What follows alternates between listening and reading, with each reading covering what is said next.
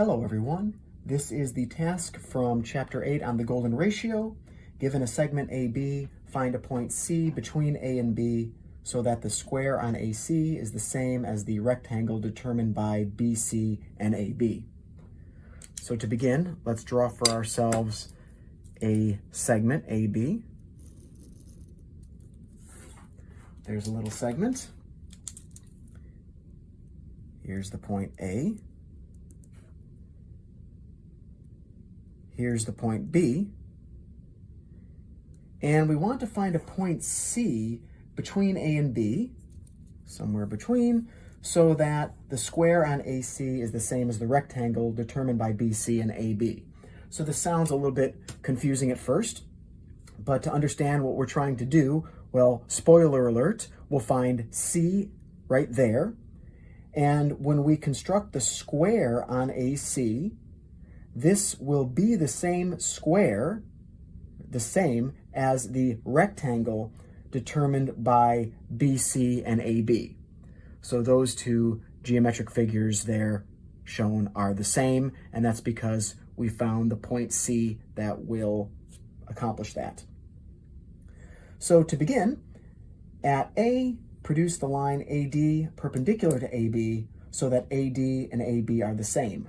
So this requires us to utilize exercise 5 from chapter 2, which is to draw the perpendicular line through the point A, and it's perpendicular to AB.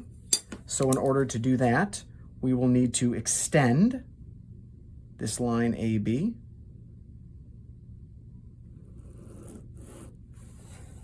There. And the construction is to take our compass, and we'll just make a couple of marks here. So set it at kind of whatever length. There's one. There is the other one. And then we just need to extend our compass from there. And so this is a Jesus fish construction. There's one part. The other one, there's another one. There is my Jesus fish, and now I can construct this line that is perpendicular to AB through the point A, and I'll make this kind of long on both ends, and you'll see why as we're going to want to find points on both ends of this line here. Because at this point, we'll also need AD and AB to be the same. So once again, I'll take my compass, and I'll pick off this length AB here. So there's AB. I'll mark it up here so I don't have to extend this line. I made my green line long enough. And I'll call this point here D. So there's my point D. Find the midpoint E of AD. This utilizes exercise 2 from chapter 2. So to find the midpoint, I'll just do a Jesus fish construction. I need to open my compass a little bit longer than halfway, really any length longer than halfway between A and D. So I'll make one end, one part of the fish at D. I'll do the other end. And now I will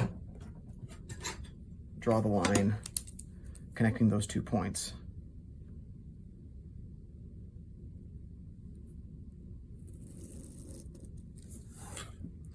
So those 2 lines intersect. At this point here, we found the midpoint, and we're going to call it E.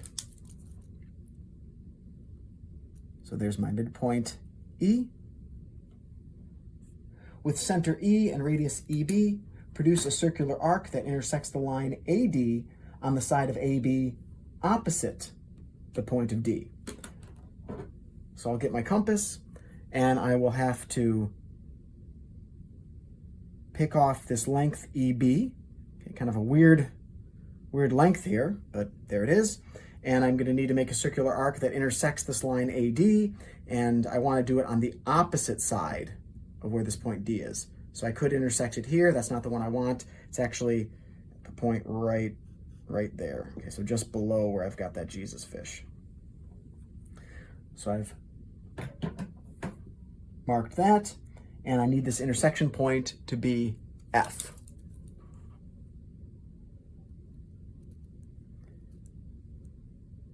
So I'll call that intersection point F.